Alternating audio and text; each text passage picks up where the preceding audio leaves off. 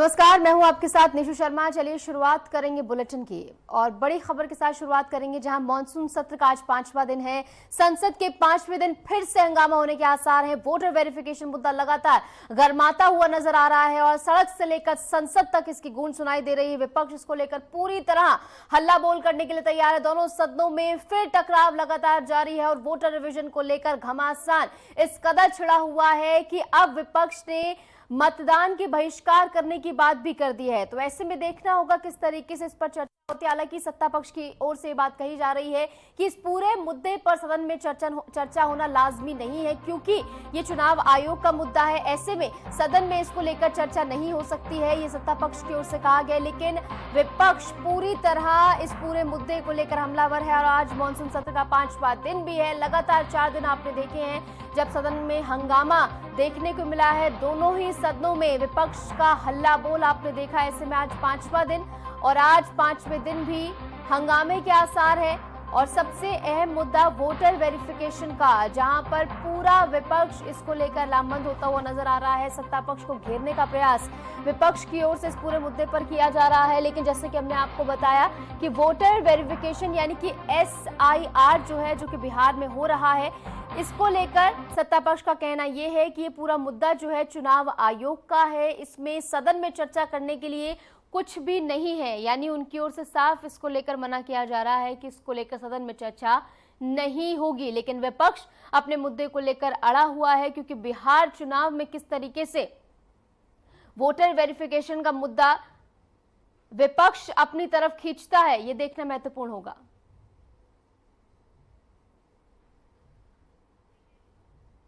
आगे बढ़ेंगे। प्रधानमंत्री नरेंद्र मोदी ने अपनी 2 दिवसीय मालदीव यात्रा की शुरुआत की है, जहां भारत मालदीव द्विपक्षीय संबंधों को मजबूत इसके जरिए किया जाएगा और इसमें एक महत्वपूर्ण कदम इसे माना जा रहा है। ये यात्रा प्रधानमंत्री नरेंद्र मोदी की बेहद अहम यात्रा है। मालदीव के राष्ट्रपति मोहम्मद मुइज्जू से द्विपक्षीय वार्ता भी करेंगे और ऐसे में बताया जा रहा है कि वो पहुंच चुके हैं वहां पर। दोनों नेताओं के बीच क्षेत्रीय सुरक्षा, व्यापार, समुद्री सहयोग, पर्यटन और रणनीतिक साझेदारी जैसे अहम मुद्दों पर चर्चा होने की संभावना है। तो प्रधानमंत्री नरेंद्र मोदी माले पहुंच चुके हैं और इसी के साथ कई सारे महत्वपूर्ण मुद्दे जहां पर इस दौरान बातचीत होगी और मालदीव के राष्ट्रपति मोहम्मद मुइज्जू से मुलाकात प्रधानमंत्री नरेंद्र मोदी करेंगे। और देखिए, प्रधानमंत्री नरेंद्र मोदी वहां पर पहुंच चुके हैं। फिलहाल खबर ये सामने आ रही, तस्वीरें भी कुछ सामने आएंगी तो वो भी हम आपको दिखाएंगे। लेकिन फिलहाल कई सारे महत्वपूर्ण समझौते जिन पर इस मुलाकात के दौरान चर्चा होगी। आगे बढ़ेंगे। प्रधानमंत्री नरेंद्र मोदी ने ब्रिटेन दौरे के सफल समापन पर एक्स पर पोस्ट कर इसे ऐतिहासिक यात्रा बताया और भविष्य की पीढ़ियों के लिए एक लाभकारी कदम भी बताया है। उन्होंने अपने संदेश में कहा है कि ब्रिटेन की एक बेहद महत्वपूर्ण यात्रा का समापन हुआ। इस यात्रा के परिणाम हमारी आने वाली पीढ़ियों को लाभान्वित करेंगे और साझा विकास एवं समृद्धि में योगदान देंगे। प्रधानमंत्री नरेंद्र मोदी ने ब्रिटेन के प्रधानमंत्री कीर स्टारमर, ब्रिटिश सरकार और वहां की जनता का उनकी गर्मजोशी और आतिथ्य के लिए विशेष रूप से आभार व्यक्त किया है। उन्होंने इस दौरे को भारत ब्रिटेन द्विपक्षीय संबंधों के लिए एक महत्वपूर्ण युग की शुरुआत बताया है।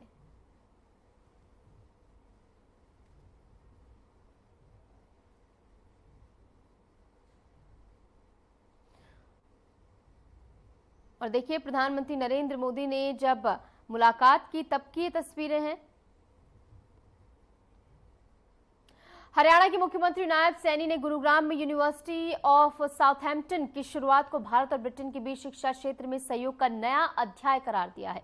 उन्होंने इस अवसर पर सोशल मीडिया प्लेटफॉर्म एक्स पर पोस्ट करते हुए लिखा है कि गुरुग्राम में यूनिवर्सिटी ऑफ साउथहैम्पटन की शुरुआत के साथ इंडिया और यूके के बीच शिक्षा के क्षेत्र में एक नया चैप्टर यानी कि अध्याय लिखा जा रहा है। मुख्यमंत्री सैनी ने प्रधानमंत्री नरेंद्र मोदी को टैग करते हुए इस पहल को विकसित भारत की दिशा में एक ठोस कदम बताया है और कहा है कि इससे हरियाणा और पूरे देश के छात्रों को अंतर्राष्ट्रीय स्तर की शिक्षा के अवसर मिल सकेंगे। तो प्रधानमंत्री नरेंद्र मोदी की सफल ब्रिटेन यात्रा के बाद सीएम सैनी ने भी इसको लेकर आभार व्यक्त किया है। उनकी ओर से कहा गया है कि ब्रिटेन और भारत के रिश्ते मजबूत होंगे और भारत में तमाम युवाओं को इसके जरिए नए नए अवसर अब मिल सकेंगे। प्रधानमंत्री नरेंद्र मोदी का खास आभार उन्होंने व्यक्त किया है। बाकायदा एक्स पर पोस्ट कर उनकी ओर से आभार व्यक्त किया गया है। फ्रेंड्स, शिक्षा के क्षेत्र में भी दोनों देश मिलकर एक नया चैप्टर लिख रहे हैं। यूके की 6 यूनिवर्सिटीज भारत में कैंपस खोल रही हैं। पिछले हफ्ते ही भारत के गुरुग्राम शहर में साउथ हैम्पटन यूनिवर्सिटी कैंपस का उद्घाटन हुआ है।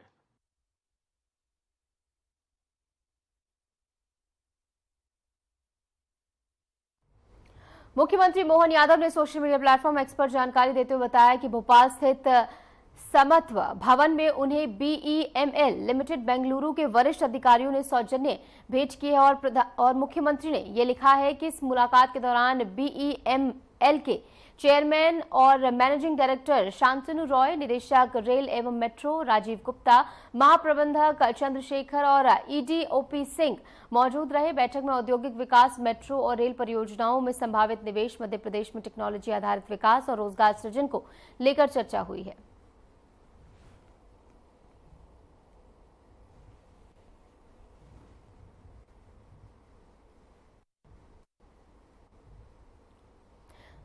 दिल्ली की मुख्यमंत्री रेखा गुप्ता और शिक्षा मंत्री आशीष सूद ने गुरुवार को दिल्ली के एक सरकारी स्कूल में छात्रों से मुलाकात की है, जो जर्मनी में होने वाली 3 साल के एक्सचेंज प्रोग्राम यानी कि APAL प्रोजेक्ट में हिस्सा लेने के लिए जल्द ही रवाना होंगे। बताया जा रहा है कि मुख्यमंत्री ने छात्रों को शुभकामनाएं देते हुए कहा है कि अवसर न केवल उनके व्यक्तिगत विकास के लिए बल्कि दिल्ली के सरकारी स्कूलों की गुणवत्ता और वैश्विक पहचान के लिए भी एक बड़ी उपलब्धि है। APAL प्रोजेक्ट के अंतर्गत चयनित छात्रों को जर्मनी की प्रतिष्ठित शैक्षणिक और औद्योगिक संस्थाओं में व्यावहारिक प्रशिक्षण मिलेगा, जिससे वे तकनीकी दक्षता, भाषाई कौशल और वैश्विक संस्कृति को समझने में सक्षम होंगे। तो सीएम ने छात्रों को शुभकामनाएं दी हैं। ऐसे में आपको बता दें कि APAL प्रोजेक्ट से वैश्विक शिक्षा अवसर भी अब मिल सकेंगे, सीएम की ओर से कहा गया है। और सभी छात्रों को यहां पर शुभकामनाएं सीएम की ओर से दी गई। शिक्षा मंत्री आशीष सूद भी इस दौरान मौजूद रहे। छात्रों से उन्होंने बातचीत की है और पूरी जानकारी उन्होंने उनसे ली है और उनका हौसला बढ़ाने का काम भी यहाँ पर सीएम और मंत्री की ओर से किया गया है। दिल्ली छात्र जर्मनी एक्सचेंज प्रोग्राम रवाना होंगे, यानी जर्मनी ये जाएंगे। ऐसे में भाषाई कौशल के अंतर्गत कई सारे ऐसे क्षेत्र जिसमें अपना अलग तरीके से प्रदर्शन करते हुए ये भारतीय छात्र नजर आएंगे। और देखिए, जब छात्रों से मुलाकात की सीएम ने तब की ये तस्वीरें हैं, साथ ही मंत्री भी इस दौरान मौजूद रहे। और APAL प्रोजेक्ट में वैश्विक शिक्षा अवसर इसके जरिए अब छात्रों को मिल सकेंगे। उत्तर प्रदेश के मुख्यमंत्री योगी आदित्यनाथ ने गोरखपुर में आयोजित जनता दर्शन कार्यक्रम के दौरान आम जनता की समस्याएं सुनी है और अधिकारियों को समयबद्ध समाधान सुनिश्चित करने के निर्देश भी जारी किए हैं। मुख्यमंत्री ने सुबह गोरखनाथ मंदिर परिसर में लगे जनता दर्शन शिविर में लोगों से सीधा संवाद किया और इस दौरान उन्होंने फरियादियों की अर्जी खुद हाथ में लेकर समस्याओं को गंभीरता से सुना और संबंधित विभागीय अधिकारियों को मौके पर ही कार्रवाई करने के निर्देश दिए हैं। इस दौरान बड़ी संख्या में लोग अपनी व्यक्तिगत, पारिवारिक, भूमि विवाद, स्वास्थ्य और सरकारी योजनाओं से जुड़ी समस्याओं को लेकर मुख्यमंत्री से मिलने पहुंचे और जैसा कि तस्वीरों में आपको दिखा रहे हैं, एक एक फरियादी के पास जाकर उनकी समस्या सीएम योगी आदित्यनाथ ने सुनी है और संबंधित अधिकारियों को जल्द से जल्द उनकी समस्याओं के निस्तारण के निर्देश जारी किए गए। ऐसे में सीएम योगी का ये साफ निर्देश है कि कोई भी कोताही या लापरवाही निस्तारण में ना बरती जाए और जो लोग यानी जो फरियादी अपनी समस्याएं लेकर पहुंच रहे हैं, चाहे वो पारिवारिक हो, व्यक्तिगत हो या किसी भी स्तर की वो परेशानी हो, उसको जल्द से जल्द सुलझाया जाए, समाधान उसका किया जाए। और उनकी ओर से साफ ये निर्देश दिए गए हैं कि कोई भी लापरवाही इसमें बर्दाश्त नहीं की जाएगी, यानी जल्द से जल्द लोगों का उत्थान यहाँ पर हो, जो भी समस्याएं उन्हें हो रही हैं जल्द से जल्द उन्हें निजात इसमें दिलाया जाए। और ऐसे में आप देख रहे हैं कि भारी तादाद में फरियादी जो है अपनी समस्याएं लेकर पहुंचे, खासकर महिलाएं यहाँ पर अपनी समस्याएं लेकर पहुंची, जहां पर सीएम योगी आदित्यनाथ ने एक एक कर सभी की समस्याएं यहां पर सुनी है और संबंधित अधिकारियों को निर्देशित किया है कि जल्द से जल्द उनकी समस्याओं का समाधान हो। और ये क्रम आप हमेशा देखते हैं, जब जब सीएम योगी आदित्यनाथ गोरखपुर में मौजूद होते हैं तो हर दिन वो जनता दर्शन कार्यक्रम जरूर आयोजित करते हैं ताकि वो जनता से सीधा और धरातल पर संवाद जो है स्थापित कर पाए। ऐसे में सीएम योगी आदित्यनाथ ने खुद एक एक फरियादी के पास जाकर उनकी समस्याएं सुनी है, चाहे वो व्यक्तिगत हो, पारिवारिक हो, स्वास्थ्य हो या किसी भी स्तर पर ये समस्याएं हो। ऐसे में संबंधित अधिकारियों को निर्देशित भी कर दिया गया है। इस बीच रुक रहे हैं छोटे से ब्रेक के लिए। ब्रेक के बाद फौरन हाजिर होते हैं।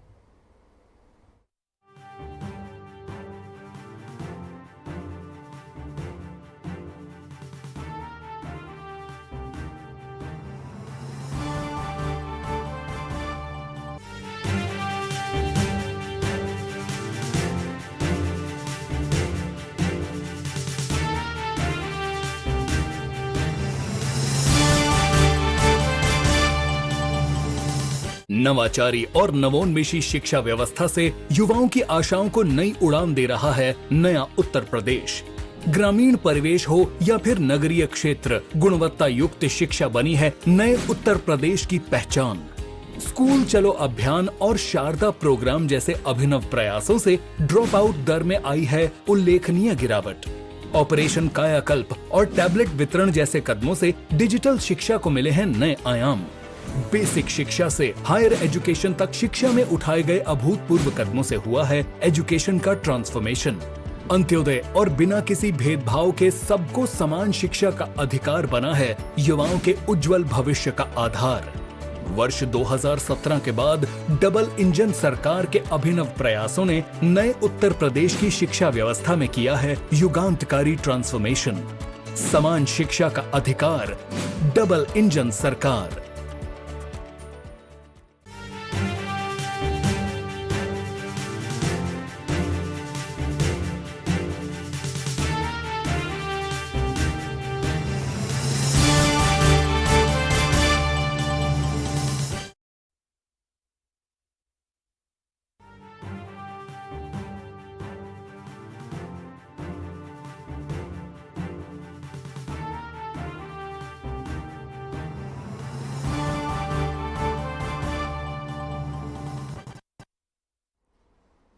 स्वागत है आपका। ब्रेक के बाद चलिए एक बार फिर से रुक करेंगे तमाम खबरों का। राजधानी लखनऊ से इस वक्त की बड़ी खबर सामने आ रही है। आपको बता दें सीएम योगी ने ऊर्जा बैठक बुलाई है। आज 3:30 बजे ये समीक्षा बैठक बुलाई गई है। बिजली कटौती पर सख्त सीएम होते हुए नजर आ रहे हैं। मुख्यमंत्री आवास पर अधिकारियों को बुलाया गया है। मंत्री ए.के. शर्मा पर नाराजगी भी जताई गई है बताया जा रहा है। बिजली विभाग के अफसरों से जवाब तलब किया गया है। यूपी में बिजली संकट पर मंथन देखने को मिलेगा। तो लगातार जो शिकायतें मिल रही थी कि बार बार बिजली में कटौती हो रही है, बार बार पावर कट डाउन हो रहा है, ऐसे में सीएम योगी आदित्यनाथ ने इस पूरे मामले में संज्ञान लिया है। जहां पर एक बैठक बुलाई गई है, ऊर्जा बैठक ये बुलाई गई है। शाम 3:30 बजे ये बैठक बुलाई गई है और ऐसे में तमाम अधिकारी इस बैठक में मौजूद रहने वाले हैं जिनसे जवाब सीएम योगी ने तलब किया है। और बिजली विभाग के तमाम अफसर इस बैठक में मौजूद रहेंगे जिनकी जवाबदेही यहां पर तय की जाएगी, क्योंकि लगातार ऐसी शिकायतें मिल रही थी कि बिजली कटौती हो रही है और गर्मी में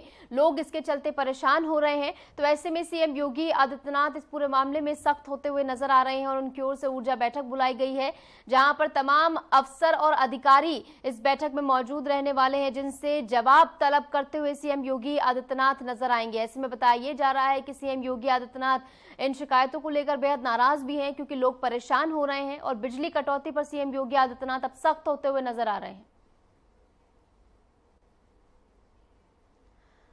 महाराष्ट्र के मुख्यमंत्री देवेंद्र फडणवीस ने जवाहरलाल नेहरू विश्वविद्यालय यानी कि जेएनयू परिसर में श्री छत्रपति शिवाजी महाराज सुरक्षा और सामरिक अध्ययन केंद्र की आधारशिला रखी।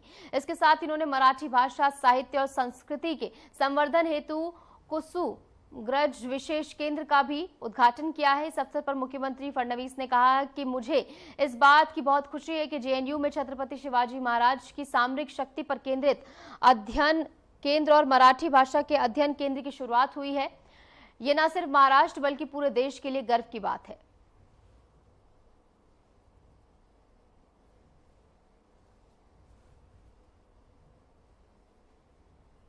और देखिए तस्वीरें भी सामने आई हैं। बहुत मुझे इस बात की बहुत खुशी है कि जेएनयू में छत्रपति शिवाजी महाराज इनके सामरिक शक्ति के ऊपर अध्ययन केंद्र और मराठी भाषा का अध्ययन केंद्र शुरू हुआ है। छत्रपति शिवाजी महाराज जिन्होंने इस देश में स्वराज्य की शुरुआत की, उनके नाम से ऐसा अध्ययन केंद्र शुरू होना ये अपने आप में बहुत बड़ी बात है। और सबसे बड़ी बात यह है कि भारत में जो हमारी सामुद्रिक शक्ति है उसको पहचानने वाले छत्रपति शिवाजी महाराज थे। उन्होंने हमारे समुद्र पर किले बनाए और एक प्रकार से ऐसी तटबंदी खड़ी की कि दुश्मन अंदर न आ पाए। उनके ज़माने में अंग्रेज या पोर्चुगीज यहाँ आने से डरते थे। बाद में इसी मार्ग से उन्होंने हमारे ऊपर एक प्रकार से आधिपत्य किया। तो एक दृष्टा के रूप में जो सामरिक चिंतन छत्रपति शिवाजी महाराज करते थे उसी का अध्ययन यहाँ पर होगा, ये बहुत खुशी की बात है।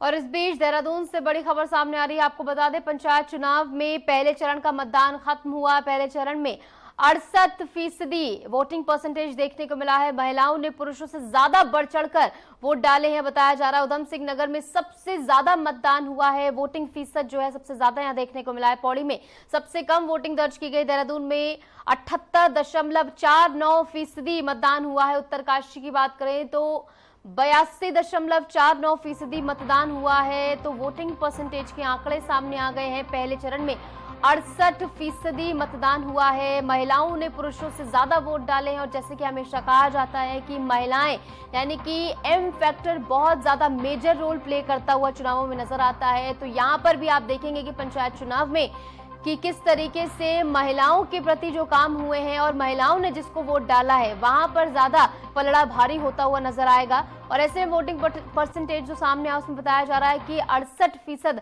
मतदान हुआ है। आपने देखा बीते दिन लोग बढ़ चढ़कर मतदान केंद्रों पर पहुंचे और तस्वीरें भी आपको दिखा रहे हैं बीते दिन की, जहां पर पहले चरण का मतदान पूरी तरह संपन्न हो चुका है। और अगर आप कतारें भी देखेंगे तो महिलाएं जो हैं वो बढ़ चढ़कर अपने मताधिकार का प्रयोग करने के लिए केंद्रों पर पहुंची और इसी के साथ ये पूरी प्रक्रिया जो है संपन्न हो गई है। पहले चरण का मतदान जो है वो पूर्ण हुआ और देहरादून में 78.49% मतदान देखने को मिला। तो पौड़ी में सबसे कम वोटिंग दर्ज की गई। हालांकि प्रयास यही था कि लोगों को ज्यादा से ज्यादा जागरूक किया जाए ताकि अपने मताधिकार का प्रयोग करने के लिए लोग मतदान केंद्रों पर पहुंचे। और मतदान केंद्रों पर भी प्रशासन पूरी तरह बीते दिन सजग नजर आया और ऐसे में कोई भी ऐसी अमान्य घटना ना हो इसका खासा ध्यान प्रशासन की ओर से रखा गया। राजस्थान के झालावाड़ जिले के मनोहर थाना क्षेत्र में एक दर्दनाक हादसा सामने आया है। पीपलौदी गांव स्थित राजकीय उच्च प्राथमिक विद्यालय की पुरानी इमारत की छत अचानक भरभराकर गिर गई, जिससे स्कूल में अफरा तफरी मच गई। हादसे के वक्त स्कूल में बच्चे और शिक्षक मौजूद थे, जिनमें से कई मलबे के नीचे दब गए। घटना के तुरंत बाद ग्रामीण और स्कूल स्टाफ मौके पर पहुंचे और राहत कार्य में जुट गए। मौके पर प्रशासन और आपदा प्रबंधन टीमें भी पहुंची हैं और युद्ध स्तर पर बचाव अभियान फिलहाल जारी है। घायल बच्चों को पास के अस्पताल में भर्ती कराया गया है, तो वहीं कुछ की हालत फिलहाल गंभीर भी बताई जा रही है। हादसे को लेकर मुख्यमंत्री भजनलाल शर्मा ने एक्स पर पोस्ट कर दुख जताया है। उन्होंने लिखा है कि झालावाड़ के पीपलौदी में विद्यालय की छत गिरने से हुआ दर्दनाक हादसा अत्यंत दुखद एवं हृदय विदारक है। घायल बच्चों के समुचित उपचार सुनिश्चित करने हेतु संबंधित अधिकारियों को निर्देशित किया गया है। ईश्वर दिवंगत आत्माओं को अपने श्री चरणों में स्थान दे। तो वहीं पूर्व मुख्यमंत्री अशोक गहलोत ने भी चिंता जताते हुए लिखा है कि सरकारी स्कूल की इमारत गिरने की घटना से मैं व्यथित हूं। ईश्वर से प्रार्थना करता हूं कि जनहानि कम हो और घायलों को शीघ्र स्वास्थ्य लाभ मिले।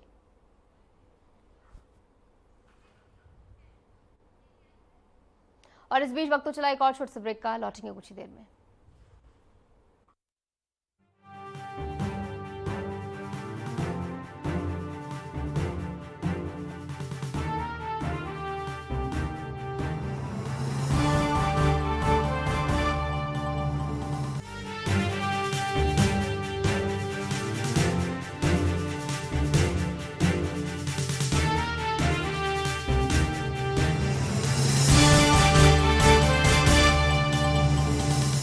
यशस्वी प्रधानमंत्री नरेंद्र मोदी जी के संकल्प सबका साथ सबका विकास को माननीय मुख्यमंत्री योगी आदित्यनाथ जी ने सामाजिक एकता एवं समरसता के उच्चतम मानदंडों के साथ बनाया है यूपी सरकार का मूल मंत्र। परिणाम स्वरूप 2017 के बाद उत्तर प्रदेश में सभी को मिले बिना किसी भेदभाव के रोजगार के समान अवसर एवं योजनाओं के लाभ।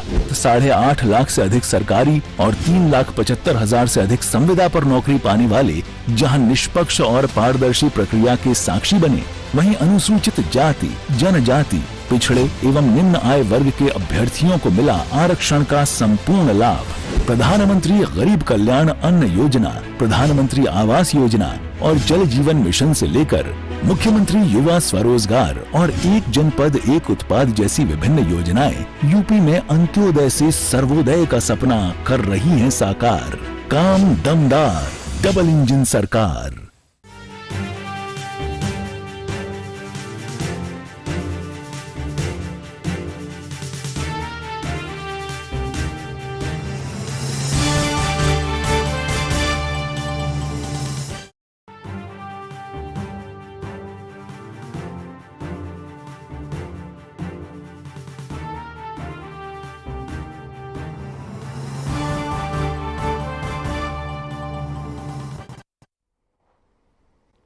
स्वागत है आपका। ब्रेक के बाद एक बार फिर से रुक करेंगे तमाम खबरों का। सावन के पवित्र महीने में राजकोट स्थित ऐतिहासिक पंचनाथ मंदिर में श्रद्धालुओं ने आस्था और भक्ति के साथ पूजा अर्चना की। सुबह से ही मंदिर परिसर में भक्तों की भारी भीड़ उमड़ पड़ी, जहां भक्तों ने भगवान शिव का रुद्राभिषेक किया और विशेष आरती में भाग लिया।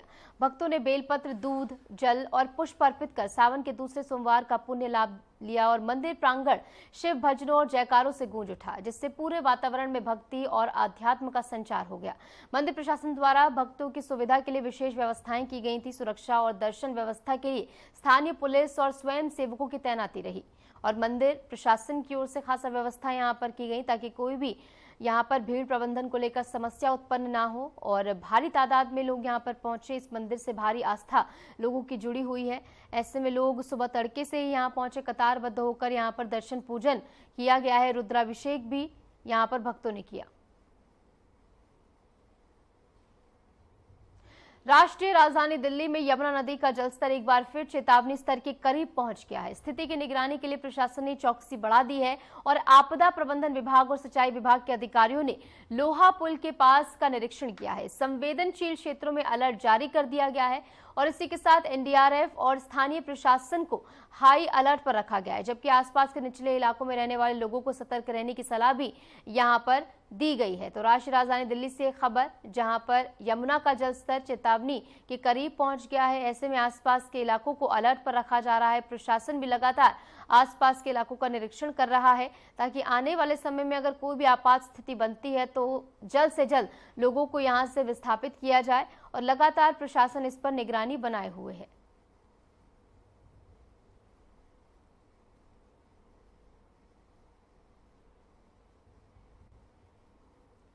ग्वालियर में हुई भारी बारिश के चलते शहर के कई इलाकों में जलभराव की स्थिति बन गई है। अचानक हुई तेज बारिश के कारण निचले क्षेत्रों में सड़कें जलमग्न हो गई हैं और सामान्य जनजीवन प्रभावित हुआ है।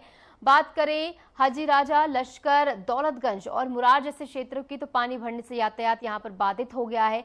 कई वाहन पानी में फंसे हुए भी नजर आए। स्थानीय दुकानदारों और रहवासियों को खासा परेशानियों का सामना यहां पर करना पड़ रहा है। बता दें कि नगर निगम की टीमें जल निकासी कार्य में जुट गई है, लेकिन तेज बारिश के चलते राहत कार्य में भी दिक्कत आ रही है। प्रशासन ने लोगों से अपील की है कि वे जलभराव वाले क्षेत्रों से दूर रहें और जरूरी होने पर ही घरों से बाहर निकलें।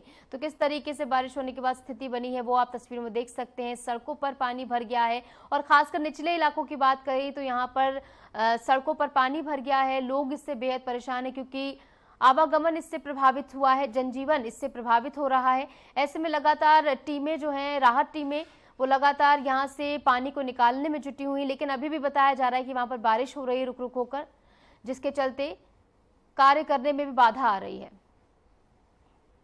हिमाचल प्रदेश के शिमला जिले में भारी बारिश के चलते रामपुर क्षेत्र में सतलुज नदी का जलस्तर खतरनाक रूप से बढ़ गया है।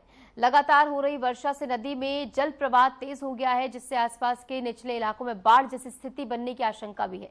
प्रशासन ने सतर्कता बरतते हुए स्थानीय लोगों को नदी किनारे न जाने की सलाह दी है। जिला आपदा प्रबंधन प्राधिकरण यानी कि डीडीएमए द्वारा निगरानी बढ़ा दी गई है और संभावित खतरे वाले क्षेत्रों में अलर्ट जारी कर दिया गया है। जलस्तर बढ़ने से रामपुर, किन्नौर, मार्ग पर भी यातायात प्रभावित हुआ है, जबकि कुछ स्थानों पर भूस्खलन की घटनाएं भी सामने आई हैं। राहत और बचाव दलों की तैयारी फिलहाल चल रही है और पहाड़ी क्षेत्र होने के नाते यहाँ पर भूस्खलन का खतरा और ज्यादा बढ़ जाता है। ऐसे में सतलुज नदी का जलस्तर जो बढ़ रहा है, ऐसे में बहाव में भी उफान देखा जा रहा है और आसपास के इलाकों में फिलहाल प्रशासन की ओर से अलर्ट जारी कर दिया गया है। लोगों से भी ये कहा जा रहा है, अपील की जा रही है, उन्हें हिदायत दी जा रही है कि नदी किनारे ना जाएं, क्योंकि लगातार जलस्तर बढ़ रहा है। ऐसे में नदी उफान पर है और कोई भी ऐसी अनहोनी ना हो, इसके लिए प्रशासन पूरी तरह यहां पर सतर्क नजर आ रहा है। टीमें यहां पर स्टैंड बाय पर रखी गई हैं और लगातार जो जलस्तर बढ़ रहा है, इसकी मॉनिटरिंग भी प्रशासन की ओर से की जा रही है। मुंबई की बात करें तो यहां पर सुबह से हो रही बारिश के कारण शहर के कई इलाकों में जलभराव की स्थिति उत्पन्न हो गई है। निचले इलाकों की बात करें तो सड़कें पानी में डूब गई हैं, जिससे यातायात बुरी तरह प्रभावित हुआ है। लोगों को भारी परेशानियों का सामना करना पड़ रहा है। दादर, सायन, कुर्ला, अंधेरी, भांडुप और चबूरे जैसे क्षेत्र में जलभराव की खबरें सामने आई हैं। कई जगहों पर बेस्ट बस सेवाएं धीमी हो गई हैं। बता दें कि लोकल ट्रेन सेवाओं पर भी आंशिक असर देखा गया है, क्योंकि लगातार जो सुबह से बारिश हो रही है उससे जनजीवन यहां पर प्रभावित हो गया है। लोगों को आने जाने में दिक्कत हो रही है। सड़कों पर यहां पर पानी भर गया है। खासकर निचले इलाकों की बात करें तो सबसे ज्यादा जलभराव की समस्याएं यहां पर देखने को मिल रही है, जिससे आवागमन प्रभावित हुआ है। ट्रैफिक इसके चलते रुक गया है। ऐसे में लोगों को बहुत ज्यादा परेशानी हो रही है और बारिश के चलते यहाँ पर जनजीवन प्रभावित होता हुआ नजर आया। हालांकि इस बारिश के चलते गर्मी से राहत तो मिली है, लेकिन ये राहत अपने साथ आफत भी लेकर आई है। और फिलहाल के लिए हमारे इस खास बुलेटिन में इतना ही। नमस्कार।